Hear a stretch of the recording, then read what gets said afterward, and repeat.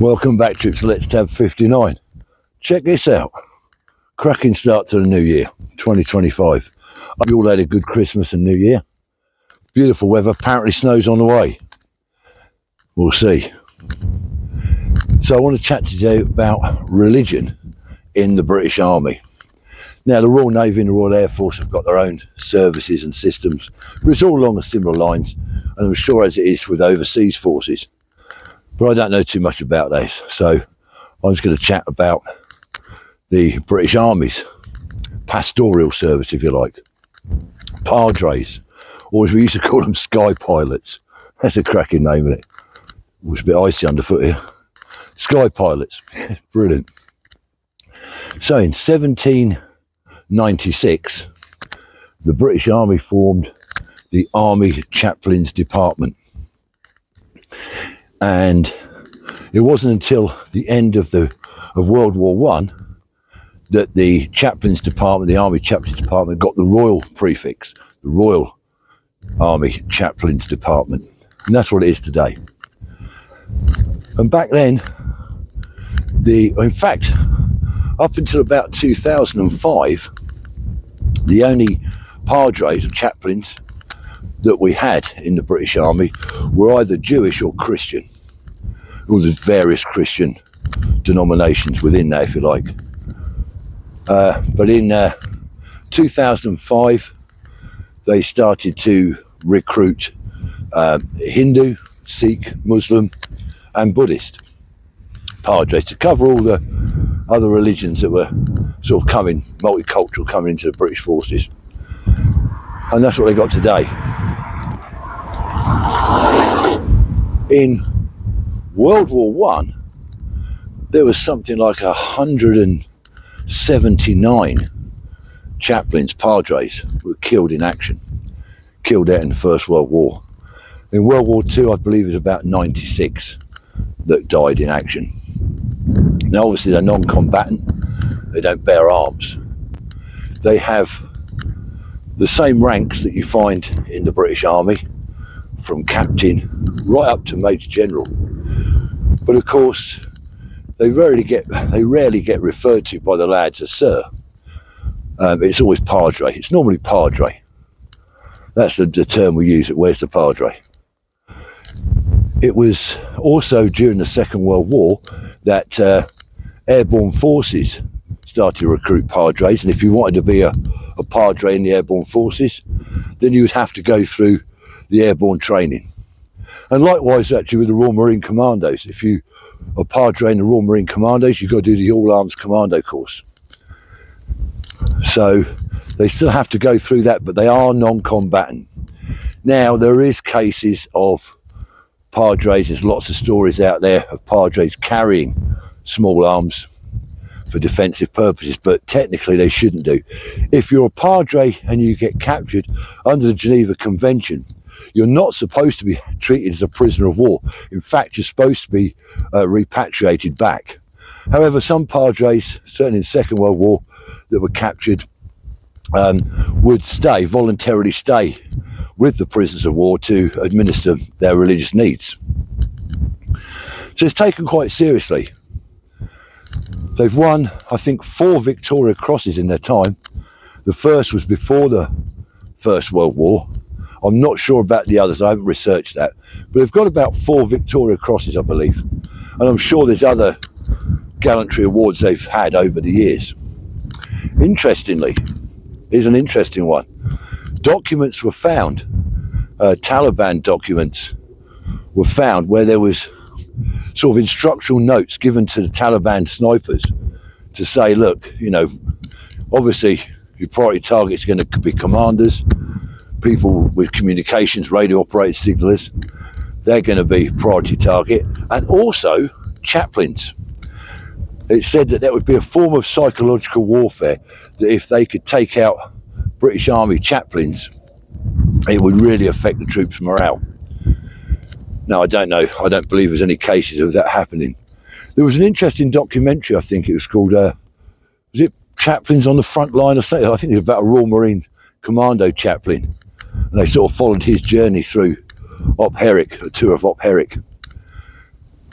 course, back in my day, when you join the army, they do ask you what religion denomination you are, and that gets on your documents. And also, of course, in my case, I put down when I was 17, I was Church of England. Not really a practicing Christian, to be honest, but that's what I put down. And of course, that religion gets stamped on your dog tags. And when I was out in Germany, and there'd be a church parade, I'm sure you remember. It's quite often a church parade for various reasons, especially around Christmas. Leading up to Christmas would be a church service, Christmas church service. Chaplain Charlie, El Padre, come down and do his bit. And you'd all have to parade. I think it was in number 2 dress mainly. Certainly around Christmas we had to put our number 2 dress on and go to the garrison church and have a church service. Now I remember a guy announcing to the Sergeant Major, I'm not going to church parade, he said, because I'm an atheist. So the old Sergeant Major went away and checked his documents, but actually the lad had put down when he joined up that he was Church of England. The Sergeant Major come back and said, you're going, son, get in there. No choice, it was like a Scale A parade, wasn't it? But I know out in Germany once as well, we did have somebody in the unit that was an atheist, and it was on his docs that he was an atheist. And so he said, I'm not going on church parade. Sergeant Major said, that's all right, son, get in the cookhouse and do some pan bashing. So you're better off going on a church parade and getting a dirty job. Also out in Germany, some of you might remember this, maybe did it in the UK as well, I can't remember, but certainly out in Germany, sometimes in the evenings, we get a scripture reader come round. I'll have to do some research on these guys because I don't know what they're all about. They were English guys, and they'd have some sort of, I don't know, I think they had like a woolly pulley on, you know, an army issue woolly pulley, and they had scripture reader written on their arm. And they just sort of like wander around the lines and come in your room. And I remember word would spread down the lines that there's a scripture reader or a padre maybe even coming around visiting the troops out in Germany. And everyone's like rushing to put away dirty books, men only and all that, Playboy books. Get them out of the way, scripture readers coming. Of course, the walls in those days in your bed space, everybody had pictures of nude women all over their walls. And in would come the padre or the scripture reader trying to spread the word. And there's some playmate of the month on the wall with her legs open. But it is taken more seriously now, obviously, with all the different religions. And I suppose you've got to. On operations, what I noticed on some operations, there'd be a church, not parade as such, but it wasn't a mandatory thing. But, you know, the old chaplain would have, the old padre would have some sort of service going on in a building they'd requisitioned. Could be anything, gymnasium or anything, I don't know. And the amount of people that used to go to it was quite surprising, because back in the UK or out in Germany, you know, people weren't really going to church parades that much. But on operations, a lot more people seem to become religious. I don't know if they're just covering their bases, I don't know. But I found that quite interesting. And suddenly, the padre had a flock. I know on an awful incident, really, where out in Iraq we had a lot of dead Iraqi insurgents on base. There were about 19 of them that were dead. They were brought in. I did a video on it. And when the guys were taking these photographs to try to identify these insurgents and lay the bodies out, the padre come down. Now, obviously, these Iraqi insurgents weren't Christian. They were Muslim lads that were dead. But even so, the padre came down and was sort of saying a little prayer over each of them as they were being sorted out and put into the body bags. So it is an important thing to some people, to a lot of people. But it wasn't just religion that the padres used to bring. Most of them were quite comical characters. And I think you've got to be a certain type of person to be in the military as a padre, as opposed to being in a village or a town or whatever and having your flock on a Sunday. Because you've got that squaddy humour. And I think that's takes somebody special to be an army padre, chaplain. You've got to have that squaddy sense of humour as well, because, you know, you're going to hear all the lads swearing and some of the dark humour that Squaddy's come out with.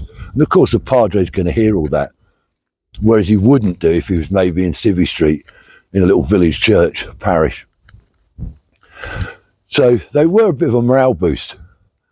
I think it's a true story, I believe. If you see the film The Longest Day, I think there's a Padre I think he's parachuted in or something. I can't remember now exactly, but there's a scene in the film anyway where, I'm sure it's The Longest Day, where he's landed and he's lost his communion kit. And he's got his little army issue communion kit, I suppose a box or something, and it's gone into some water, like a pond. And he's in the pond trying to search for this communion kit, and he's actually under fire, and there's a lad with him saying, Padre, come on, yeah, I won't be a minute, son, I've got to find the communion kit. And he finds it after about 5 attempts, and I believe that's a true story. That was on D-Day, I'm sure it was. But yeah, certainly our characters, and I'm sure you veterans have got some memories, funny incidents, funny stories about Padres, sky pilots, as we call them. But I always thought they were morale boost, whether you're a religious person or not. The old Padre knocking around, there's a bit of a boost to morale. Like I say, they're always a character. Very interesting. So a little bit about religion in the army, not much. It is a bit Baltic today. Although it's nice and sunny, the old German bands are getting a bit cold. So, snow's coming, stay warm, stay safe. If you're new to my channel and you haven't subscribed, please consider it. I ain't saying do it, I'm saying consider it. Lots more videos to come, but until then everybody, have a great 2025, stay safe, and remember, let's tap.